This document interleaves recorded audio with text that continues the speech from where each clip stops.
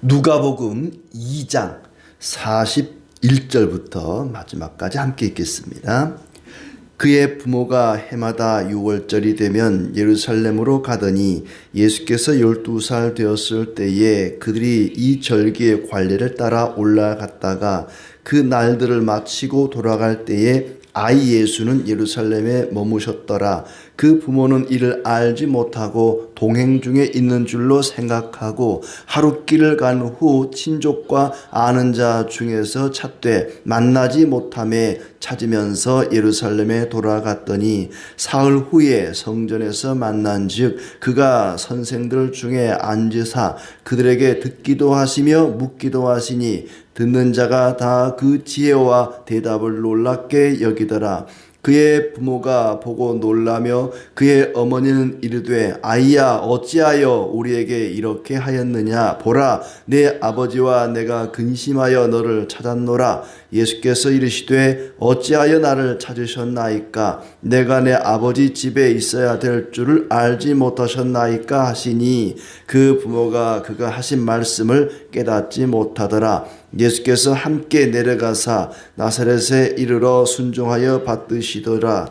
그 어머니는 이 모든 말을 마음에 두니라. 예수는 지혜와 키가 자라가며 하나님과 사람에게 더욱 사랑스러워 가시더라. 아멘. 네, 이제 누가복음 2장 말씀입니다. 예수님의 탄생과 예수님의 어린 시절을 우리에게 소개하는 대목입니다. 우리가 흔히 성탄 이야기, 크리스마스 이야기라고도 부르는 그런 대목이죠. 아마 누가는 의사이기 때문에 굉장히 사람이 세밀하고 뭔가를 소개하더라도 자세하게 환자들에게 그 병의 증상을 소개하더라도 뭔가 좀 디테일하게 이렇게 소개하듯이 예수님에 대한 말씀도 예수님에 대한 기록도 아주 자세하게 본인이 처음에 얘기했잖아요. 내가 자세히 살펴서 소개를 한다 했기 때문에 복음서 가운데 가장 내용이 깁니다. 24장까지밖에 없지만은 내용적으로 보면은 굉장히 길고 그리고 아주 자세하게 소개를 합니다. 물론 예수님의 유년 시절에 관한 기록이 많지는 않습니다만은 그래도 누가는 비교적 자세하게 예수님의 어린 시절을 기록하고 있습니다. 예수님께서 우리의 구원자이시고 메시아이시고 하나님의 아들이다 하는 것을 소개하면서 그것을 믿으라고 얘기하는 거죠. 초대교회 때 AD 한 60년 어간에 많은 성도들이 예수님에 대해서 궁금해하기도 하고 의심하기도 하고 믿음이 흔들리기도 하고 그래서 데오빌로라고 하는 아주 고위 관직에 있는 그런 크리스찬에게 예수님에 대해서 아주 자세하게 소개하면서 반드시 예수님을 믿어야 된다. 그분이 바로 구약에서 예언한 메시아이시고 우리의 구원자가 되시고 하나님의 아들 그리스도이시다 하는 것을 확실하게 믿도록 소개하고 있습니다.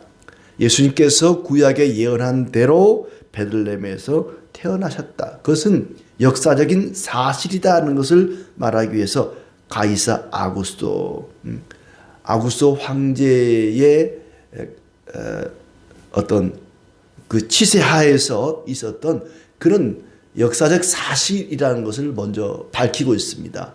예수님에 대한 이야기는 소설이나 지어낸 허구가 아니라 분명한 역사 가운데 있었던 그런 사실이라는 것을 이야기하는 거죠. 먼저 1절부터 7절은 예수님의 나심에 대한 이야기를 합니다. 예수님께서 어떻게 태어나셨는지 아구스토가 호적을 명령했습니다. 아마 로마의 황제로서 자기의 어떤 군사력을 과시하기 위해서 전쟁을 위해서 일단 인구조사를 해야 징발을 하지 않겠습니까? 그래서 군인들을 이제 모집하기 위해서 인구조사를 하고 또 세금을 거둬들이기 위해서는 어디에 누가 사는지 인구조사가 필요했던 것이죠. 그래서 호적을 하라고 명령을 했더니 요셉이라는 사람도 약혼녀인 마리아와 함께 베들레헴에 이르게 되었다. 그리고 첫 아들 예수님이 되겠죠. 그 첫 아들을 나아서 강보에 싸서 구유에 뉘었으니 여관이 없었기 때문이다. 아마 이 베들레헴을 가긴 갔는데 사람들이 너무 많이 호적을 하러 고향에 찾아왔기 때문에 여관이 없었던 것 같아요.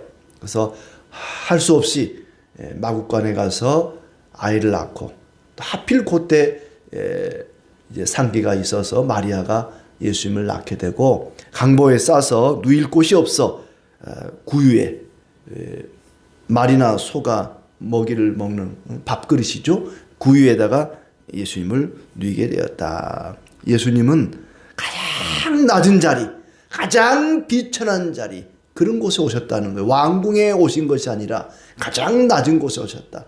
누가복음의 기록을 보면은요, 누가는 가장 천한 사람들, 낮은 사람들, 사회적으로 별 볼 일 없는 사람들, 그런 사람들에게 집중을 합니다. 뒤에 나오는 목자도 마찬가지죠. 예수님은 가장 천한 곳에, 가장 낮은 자리에 오셨다. 베들레헴에 나셨다. 미가서의 말씀, 미가서의 예언에 따라 베들레헴에 나셨죠. 베들레헴, 떡집이라는 뜻입니다. 그야말로 하늘의 떡, 나는 하늘로부터 온 떡이라 예수님께서 요한복음에서 그리 말씀하셨잖아요. 예수님은 떡입니다. 하늘로부터 온 떡이 떡집인 베들레헴에서 나신 거죠. 떡집에 하늘로부터 내려온 떡이 나셨습니다. 그리고 밤중에 밖에서 자기 양떼를 지키던 목자들에게 천사가 나타나서 온 백성에 미칠 큰 기쁨에 좋은 소식을 전해줍니다. 다윗의 동네에 구주가 나셨다. 베들레헴에 나셨다 이렇게 말하지 않고 다윗의 동네에 나셨다. 다윗이 태어난 동네거든요. 예수님이 단순한 한 사람으로 태어난 것이 아니라 다윗의 후손으로 태어났다는 것을 말씀하고 있는 거죠. 그렇게 다윗의 동네에 구주가 나셨다라고 한밤중에 양떼를 지키던 목자들에게 천사들이 전해줍니다. 양떼를 지키고 있던, 자기 양떼를 돌보고 있던, 열심히 깨어서 자기 일에 충성을 다하는, 최선을 다하는 그런 사람에게 천사들이 나타나서 좋은 소식을 전해줍니다. 그리고 13절 14절은 천군 천사들이 하나님을 찬양하게 되죠. 그리고 15절부터 목자들이 마리아와 요셉과 아기를 찾아가서 천사들의 말을 전해주고 하나님께 영광을 돌리며 찬송을 했다.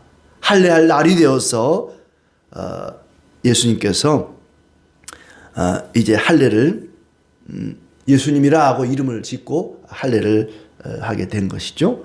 그리고 16절에 보게 되면 이 목자들이 예수님의 탄생 소식을 듣고 가만히 있지 않습니다. 빨리 가서 마리아와 요셉과 구유에 누인 아기를 찾아서 보고 천사가 자기들에게 이 아기에 대해 말한 것을 전했다. 빨리 가서 예수님을 뵀습니다. 예수님의 탄생 소식을 듣고 자기 양떼들은 어떻게 했는지 모르겠어요. 그냥 다 내팽개치고 빨리 가서 그 아기 예수님을 만났다는 것이죠. 지체하지 않습니다. 그러나 18절에 보면은 듣는 자가 다 목자들이 그들에게 말한 것들을 놀랍게 여기되 마리아는 이 모든 말을 마음에 새겨 생각하니라. 목자들은 자기들에게 이르던 바와 같이 듣고 본 그 모든 것으로 인하여 하나님께 영광을 돌리고 찬송하며 돌아갔다. 이 18절에 나오는 이 사람들, 그러니까 목자들은 예수님의 탄생 소식을 듣고 지체하지 않고 곧바로 예수님에게 달려갔는데 이 18절에 나온 이 사람들은 놀랍게 여기기는 놀랍게 여깁니다마는 그러나 거기서 끝나는 거예요. 더 이상 묻지 않습니다. 거기가 어디요? 어떻게 가면은 예수를 만날 수 있어? 묻지 않습니다. 뒤에도 나오지만은 예수님의 탄생, 예수님에 관한 소식을, 복음을 듣고요, 모든 사람이 다 달려가서 예수님 만나려고 하지 않습니다. 어떤 사람은 목자들처럼 빨리 가서 예수를 만나려고 하지만 어떤 사람은 머뭇거리기도 하고 어떤 사람은 들은 척도 하지 않고 놀랍게 여기기는 놀랍게 여기지만은 거기서 끝나는 사람도 있다는 얘기죠. 그리고 이제 예수님이 율법에 따라서 정결 예식을 거행합니다. 아기 예수를 데리고 예루살렘에 올라가서 모세의 법대로 비둘기로 제사를 드립니다. 가난한 사람은 비둘기로 제사를 드려도 됐거든요. 예수님 너무나 가난했기 때문에 비둘기로 제사를 드리고 그리고 아기 예수를 주님께 드렸다라고 되어 있습니다. 그리고 25절에 이후에 두 사람이 나오죠. 시므온이라는 사람, 안나라고 하는 사람, 참 경건한 사람들이고 메시아를 기다리던 그런 사람들입니다. 시므온은 의롭고 경건하여 이스라엘의 위로를 기다리는 사람이다. 그는 성령 충만한 사람이었습니다. 그 시므온이라는 사람이 성령 충만한 아주 경건한 이 사람이 예루살렘을 찾아온, 성전을 찾아온 아기 예수를 안고 하나님을 찬송합니다. 예수님이 온 세상의 구주이신 것을 알아보는 것이죠. 그러자 부모가 놀랍게 여깁니다. 하지만 마리아는 알겠죠. 마리아는 그 아이가, 자기 배로 나온 이 아이가 정말 요셉의 아이인지 아니면 성령으로 잉태되어 낳은 아이인지 마리아만은 분명히 압니다. 마리아는 아마 틀림없이 알았을 것입니다. 시므온이 그들을 축복하며 예언합니다. 마리아에게 축복하면서 예언하는 말씀이 34절 35절에 나오는데, 보라, 이는 이스라엘 중 많은 사람을 패하거나 흥하게 하며 비방을 받는 표적이 되기 위하여 세움을 받았고 또 칼이 내 마음을 찌르듯 하리니 이는 여러 사람의 마음의 생각을 드러내려 함이니라. 칼이 네 마음을 찌르듯 하리라. 마리아의 마음, 자기가 낳은 아들이 십자가에 못 박혀 죽을 때 그것은 칼이 내 가슴을 찌르는, 칼이 내 마음을 찌르는 것과 같은 그런 고통을 주리라 예언하는 거죠. 장차 예수님이 십자가에 달려 돌아가실 때 이미 아버지 요셉은 없고 마리아가 그 십자가 아래에 있습니다. 자기 아들이 십자가에서 죽어갈 때에 그 어머니의 마음이 어떻겠습니까? 칼로 찌르듯 할 것이다. 미리 시몬이 예언을 했는데 그대로 된 거죠. 장차 예수님이 십자가에 못 박혀 죽게 될 것을 예언하는 대목입니다. 그리고 그로 인해서 이스라엘 중 많은 사람이 패하거나 흥하게 될 것이다.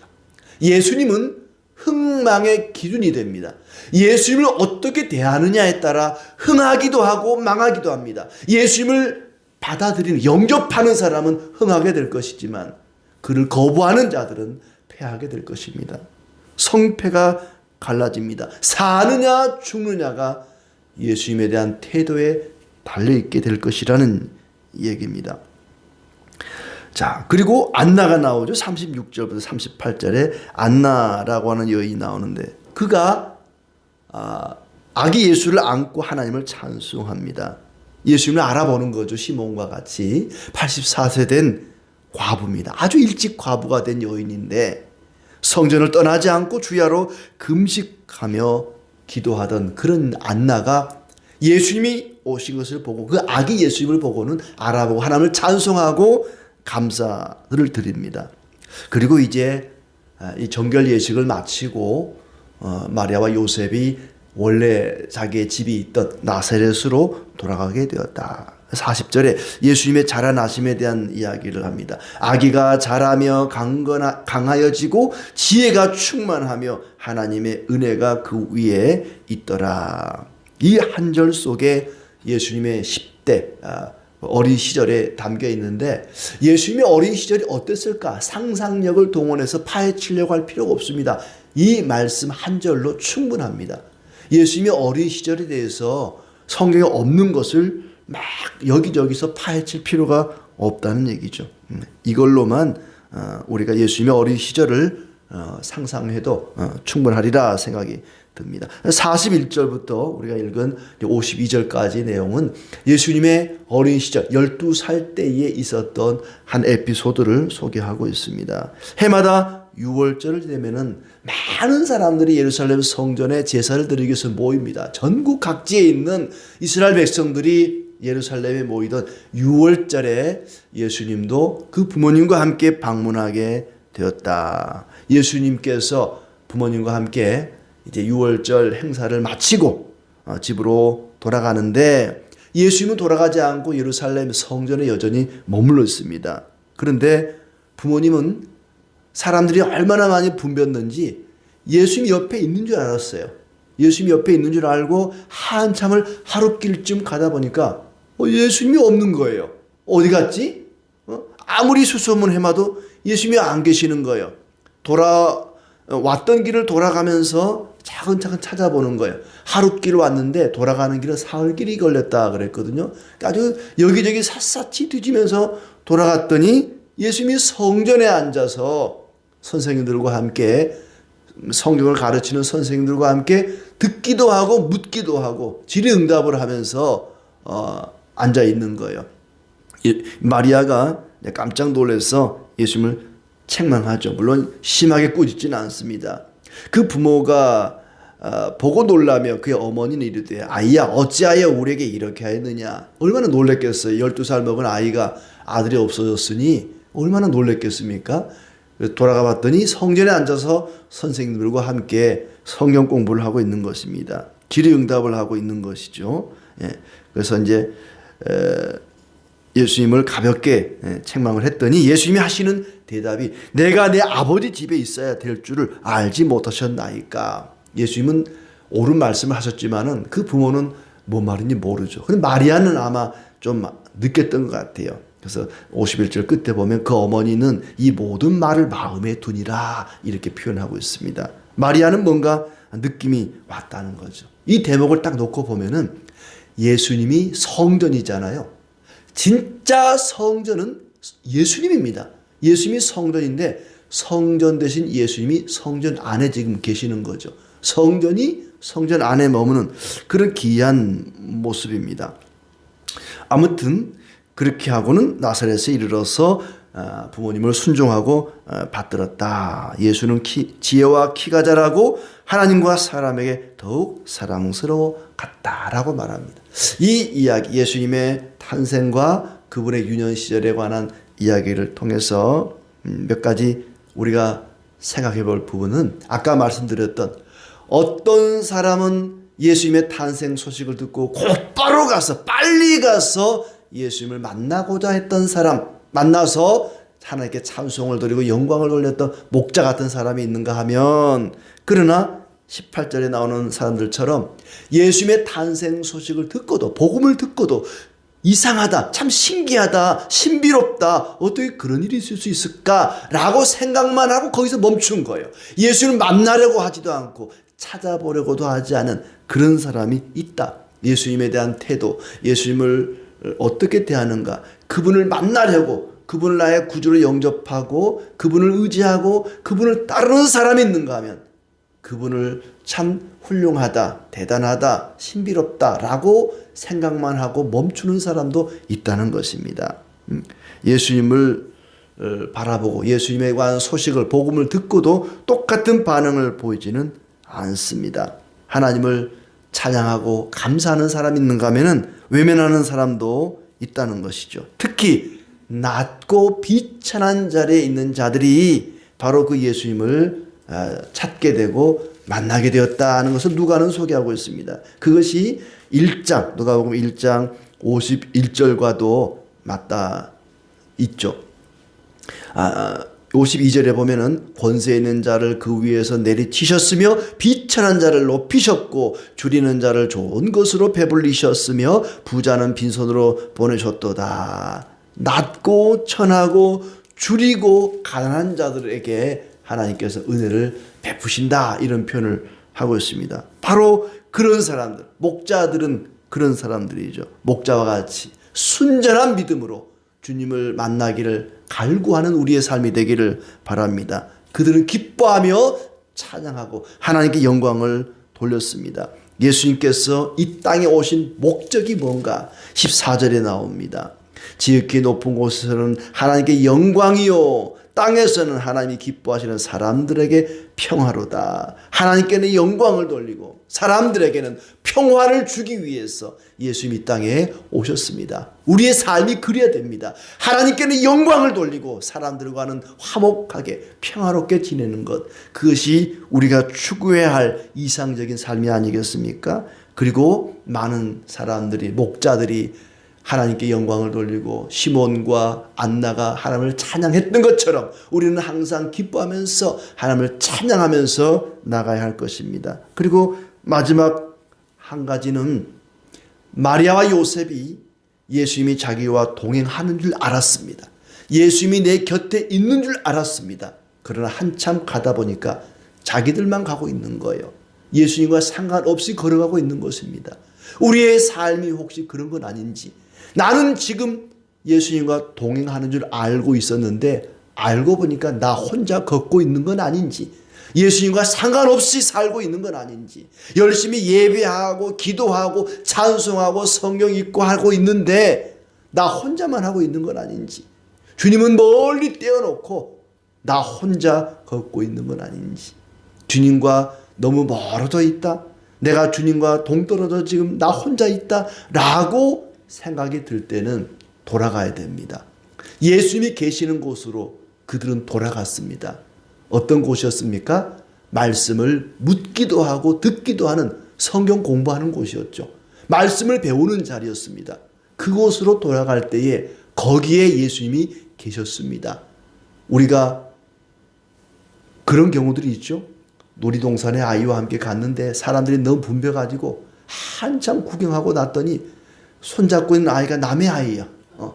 우리 아이는 어디 가고 없고 남의 아이의 손을 잡고 있는 거예요. 우리 아이 어디 갔지? 예수님을 잃어버린 것을 아는 것만 해도 다행입니다.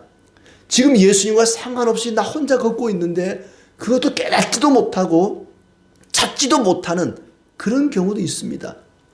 우리는 정말 나는 과연 예수님과 동행하고 있는지, 주님과 동행하고 있는지 늘 우리 자신을 살펴야 됩니다. 그리고 주님과 너무 멀리 떨어져 있다고 생각될 때에 말씀의 자리로 돌아가야 됩니다. 말씀을 듣고 배우는 그 자리로 돌아갈 때에 틀림없이 주님을 만나게 될 것입니다. 이렇게 주님과 동행하는, 주님 앞에 감사 찬송하는 우리의 삶이 되기를 진심으로 축복합니다.